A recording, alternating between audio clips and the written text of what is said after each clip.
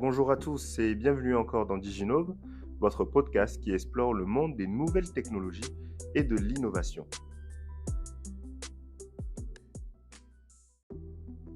Aujourd'hui, nous allons parler de jumeaux numériques ou encore de digital twins et je parie que beaucoup ne savent pas encore ce que c'est. Ne vous inquiétez pas, dans ce nouvel épisode de Diginove, nous allons en parler avec beaucoup plus de détails, alors restez branchés.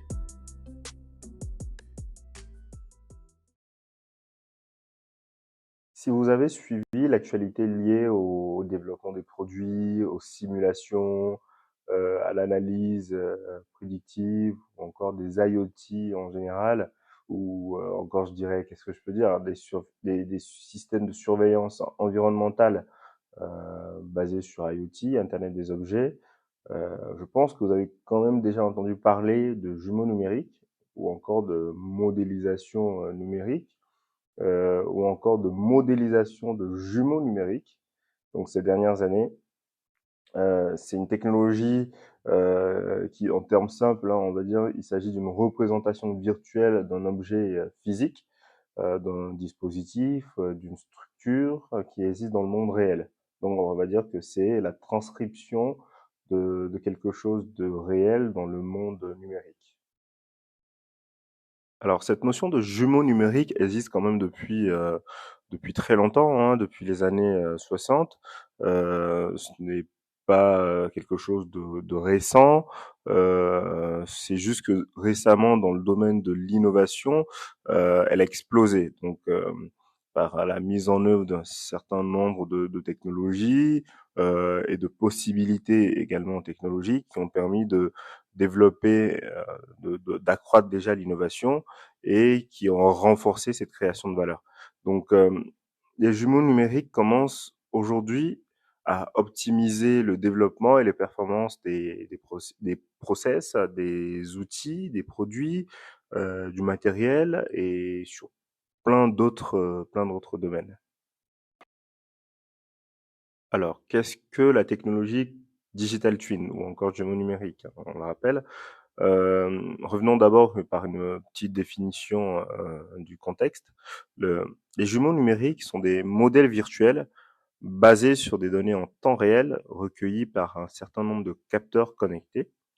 Donc ces jumeaux numériques, comme on les appelle parfois, sont conçus pour refléter des objets, des machines, des processus du monde réel, donc permettant ainsi aux concepteurs de systèmes, au personnel technique, au monde de l'outillage, aux ingénieurs, aux développeurs, aux chercheurs, de simuler les propriétés physiques et les performances d'un système réel, ou en tout cas un système du monde réel.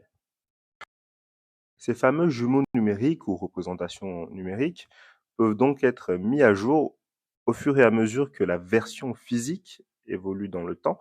Donc l'objet réel lui-même évolue dans le temps et si elle doit être mise à jour ou si elle est amenée à être évoluée, donc on peut faire évoluer aussi cette version numérique avec elle pour toujours mesurer les différents impacts futurs sur cet objet.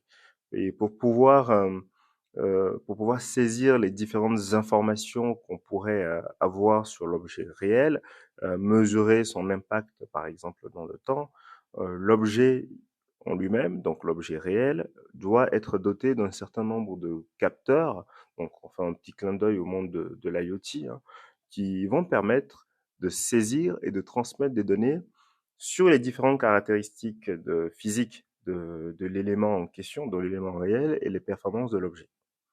Donc ces différentes informations peuvent porter sur la forme de l'objet, sa consommation électrique, ses différentes composantes, les contraintes de température, par exemple. Je dis n'importe quoi, ça peut être plusieurs éléments, ça dépend de ce qu'on a envie de mesurer. Ensuite, ces informations recueillies vont être traitées, euh, exploitées, nettoyées, tout ce qu'on veut et va permettre justement de fiabiliser fiabiliser et mettre à jour la représentation virtuelle. Donc une fois que ce jumeau numérique sera créé, on pourra l'utiliser, on pourra l'exécuter sur ce qu'on appelle un modèle présent, donc visualiser comment l'objet physique réagirait si les conditions actuelles étaient modifiées ou altérées, pardon, ou encore sur un concept qu'on appelle futur. Donc, on va essayer de mesurer, d'exécuter différentes simulations de manière prédictive pour vérifier ou pour montrer comment est-ce que l'objet réagirait dans des conditions futures, autres que celles qu'elle a connues à la base, qu'il a connues à la base. Alors, en ce qui concerne les types de jumeaux numériques qu'on peut retrouver, je dirais qu'il y a trois types fonctionnels. Les plus couramment utilisés, après il y en a d'autres qui déterminent des déclinaisons, mais bon, les trois types fonctionnels sur lesquels je me base généralement, c'est ce qu'on appelle les jumelles d'état, donc qui sont très utilisées pour surveiller l'état physique des objets ou des équipements physiques.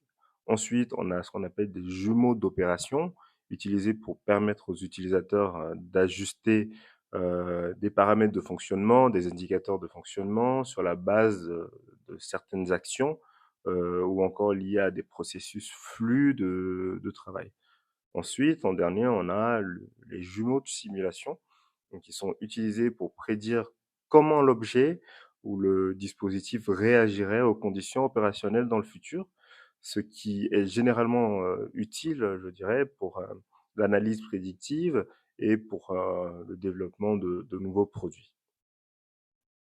Au-delà de ces différents modèles fonctionnels, on est d'accord qu'il doit exister aussi des modèles donc techniques, hein, on va dire dits techniques, qui permettent de classer en fonction de ces différents réplicas ou de la manière dont ces différents jumeaux numériques doivent fonctionner, qui vont permettre d'architecturer leur process et la conception, tout le design qui est derrière. Donc, on parle généralement, on a trois architectures qui se dégagent du lot. On a les jumeaux numériques discrets, donc c'est une architecture à jumeaux numériques discrets qui est utilisée pour visualiser, surveiller un seul appareil, hein, généralement un élément unique.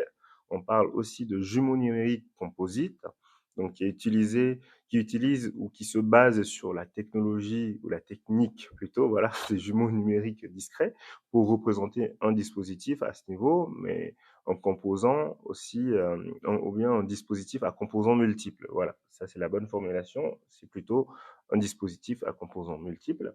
Et en dernier point, on parle aussi donc de jumeaux numériques d'une organisation ou à organisation, généralement abrégé DTO, donc qui sera une représentation quand même assez complexe des composants et des interactions entre les différents composants et l'organisation entière. J'ai dit donc tout à l'heure qu'en fonction de l'utilisation des différentes données qui sont collectées au travers du jumeau numérique, on pouvait avoir donc plusieurs catégories on va dire, de modèles de jumeaux numériques. Donc, sur cette base-là, par exemple, on parle de jumeaux descriptifs, qui sont donc des représentations virtuelles qui peuvent être éditées et analysées au travers d'un logiciel de modélisation 3D, par exemple. On retrouve énormément ces modèles dans le domaine du bâtiment. On parle des jumelages informatifs aussi, donc qui poussent le jumelage numérique un peu plus loin. Et ils utilisent des données physiques et opérationnelles qui proviennent donc des capteurs IoT qui ont été placés sur l'objet réel ou le dispositif en tout cas en question, qui va permettre de mettre à jour les différentes répliques virtuelles en temps réel. Donc c'est plutôt intéressant. On parle aussi de jumeaux prédictifs qui combinent les données en temps réel utilisées pour créer le jumeau informatif, donc le jumeau de tout à l'heure, avec des données contextuelles supplémentaires, donc pour faire de l'analyse prédictive. On parle donc aussi de jumeaux complets, par exemple, hein, qui utilisent une modélisation un peu plus avancée pour travailler sur la prédiction, comment l'objet va se présenter ou réagirait à certains scénarios futurs, donc qui ne se sont pas encore produits forcément, et au travers d'une analyse un peu plus prescriptive aussi pour voir le comportement de l'objet et pouvoir formuler des recommandations ou anticiper un certain nombre d'éléments. Et en dernier, on va parler des jumeaux autonomes qui utilisent également des simulations basées sur des modèles un peu plus prédictives. Là, on a une intervention assez forte de l'intelligence artificielle et du machine learning afin de réagir, en fait, de permettre ou de voir comment l'objet va réagir en conditions changeantes, en conditions en perpétuel changement, et qui va permettre aussi de récolter un certain nombre d'informations et de pouvoir adapter l'objet réel en fonction des résultats de l'objet virtuel. En ce qui concerne donc les différents domaines dans lesquels on peut retrouver les jumeaux numériques, ou encore les différents secteurs, hein, généralement, on les revoit énormément dans le monde de l'industrie parce qu'on retrouve énormément d'IoT ou d'utilisation d'objets IoT dans le monde de l'industrie. Donc, les jumeaux numériques peuvent permettre de visualiser, surveiller ou encore déterminer l'amélioration de processus de fabrication dans les usines. Dans la santé aussi, par exemple, hein, actuellement, je sais que les jumeaux numériques sont plus souvent utilisés dans 3 cas spécifiques. La simulation des différents tests, la simulation de prestations de soins, ou encore dans les opérations, la formation aussi dans le domaine de la chirurgie surtout, donc la formation. Et en dernier point, je pense qu'il y a aussi beaucoup de modélisation, donc tout ce qui est un peu, alors je maîtrise pas trop le contexte dans ce sens-là, mais tout ce qui est génome, mode de vie, physiologie, etc.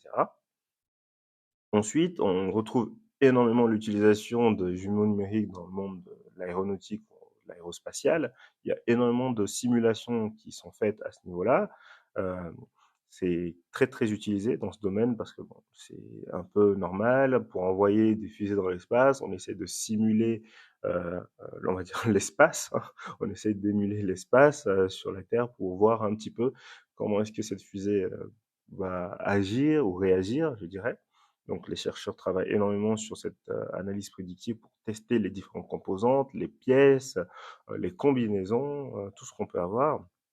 Donc, aussi, on peut retrouver dans le monde de l'automobile, hein, c'est toujours dans le même process, dans la fabrication de matériaux, pour tester les nouveaux modes de conduite, par exemple, ou encore dans la construction des bâtiments, dans le monde du bâtiment. Les jumeaux numériques dans le monde du bâtiment peuvent être utilisés pour concevoir des architectures futuristes, pour voir comment est-ce que ces architectures répondent aux différents enjeux environnementaux et est-ce qu'ils arrivent justement à s'adapter à ces différents environnements, donc en ce qui concerne les matériaux. Et on met un certain nombre de capteurs aussi pour surveiller ces bâtiments existants et détecter des défaillances, voilà, ou tout type de risque qui peut survenir.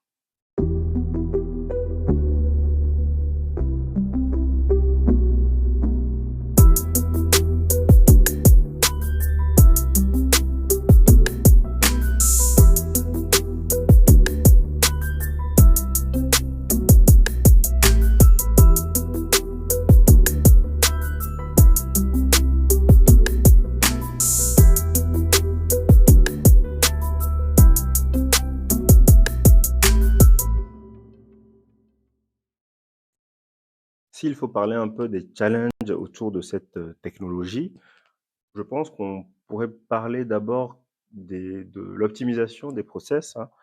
Les entreprises aujourd'hui cherchent forcément à optimiser le plus possible les différents process pour augmenter ou accroître leur rentabilité, développer aussi d'autres procédés, non seulement au niveau de l'usinage, mais aussi dans la chaîne d'approvisionnement, le management, la planification, donc quel que soit le niveau de ressources de l'entreprise. Donc, maximiser les profits, surtout, je crois. Donc, les jumeaux numériques, au travers des principes de prototypage, de simulation, vont permettre de faire un certain nombre d'essais, ou je dirais d'échouer rapidement pour pouvoir, et surtout d'échouer à moindre coût, hein, et pour pouvoir optimiser les gains aussi en arrière, en parallèle. Et je pense que sur la notion de bâtiment, dans le monde du bâtiment, il y a aussi cette capacité à anticiper des catastrophes, par exemple, en fonction des matériaux utilisés dans le bâtiment, des matériaux responsables, surtout, là je parle un peu d'écologie, donc des matériaux responsables. Donc on va étudier la nature de ces différents matériaux pour voir s'ils sont adaptés dans les conditions réelles, en cas de fort vent, en cas je sais pas, de catastrophe naturelle. On peut avoir aussi ces différents matériaux. On peut faire des simulations plutôt de ces différents matériaux dans la vie réelle. Donc, ça fait partie des choses, des gros challenges aujourd'hui qui permettent aux jumeaux numériques d'avoir leur place, hein. Au-delà de ça, donc, on a donné différents exemples autour de l'aéronautique et, euh, et d'autres domaines. Pour parler un petit peu de projection maintenant, je pense que aujourd'hui les entreprises de tous les secteurs d'activité ou bien investissent déjà, hein, fortement autour de cette technologie. Mais l'accent qui sera mis le plus possible, ça sera l'accent autour des technologies vertes, du responsable forcément, du responsable et du durable. Donc, moi, je suis en technologie et je vois qu'on parle énormément de numérique responsable aujourd'hui. Donc, forcément, il y a beaucoup d'investissements dans ce secteur-là. Donc, les entreprises ont besoin de solutions basées sur les technologies IoT pour prendre en charge en très grand nombre de mesures pour pouvoir traiter énormément de données parce qu'on est dans un monde qui produit beaucoup, beaucoup, beaucoup plus de données. Donc forcément, elles ont besoin donc d'avoir des mesures efficaces des différents environnements dans lesquels ces données sont produites et qui vont permettre aussi de travailler cette cohérence de l'information. Donc au travers de solutions durables et mesurables qui peuvent aider ces différentes entreprises ou bien en tout cas leur écosystème à réduire leur impact environnemental ou à éviter ou en tout cas à réagir face aux catastrophes, aux différentes catastrophes naturelles, en tout cas à les anticiper le plus possible. C'est ce que je dirais, en tout cas en termes de projection. Maintenant, on va dans un monde qui est de plus en plus connecté au travers de plusieurs technologies, les IoT, les digital twins, l'intelligence artificielle. Euh, Toute la transformation digitale aujourd'hui ne s'opère pas plus qu'à un seul niveau, mais sur l'ensemble des écosystèmes dans lesquels nous intervenons. Donc, on va rentrer dans un monde de plus en plus intelligent, de plus en plus hyper connecté. Nous en sommes quand même déjà là. On est dans une sphère de l'industrie 4.0 qui est en train d'évoluer énormément. Donc, on va rentrer dans une ère qui va être très déterminante et cette technologie a son pesant d'or donc dans cette voie-là. Donc, à l'avenir, les jumeaux numériques, en tout cas, dans leur contribution future, vont permettre d'accélérer ces développements-là, d'accélérer les villes intelligentes, par exemple, des villes adaptées à presque tout le monde, à presque tous les environnements, où les négligences seront moindres et qui va permettre aussi un certain nombre où on peut faire une rentabilité écologique ou durable. C'est ce que je dirais. Donc, voilà un peu en termes de digital twins ce que j'ai voulu vous partager aujourd'hui. C'était donc Sylvanus Oubeke au micro de Diginove. Nous espérons donc que cet épisode vous a également plu et que ce petit voyage autour des jumeaux numériques vous aura apporté en tout cas le minimum de connaissances et vous aura donné pas mal d'intérêt pour pouvoir continuer vos recherches. Donc nous vous donnons rendez-vous dans le prochain épisode. Restez connectés, likez, partagez, commentez. C'est avec plaisir que nous tenons compte des différents retours que vous nous faites. Et sur ce, portez-vous bien.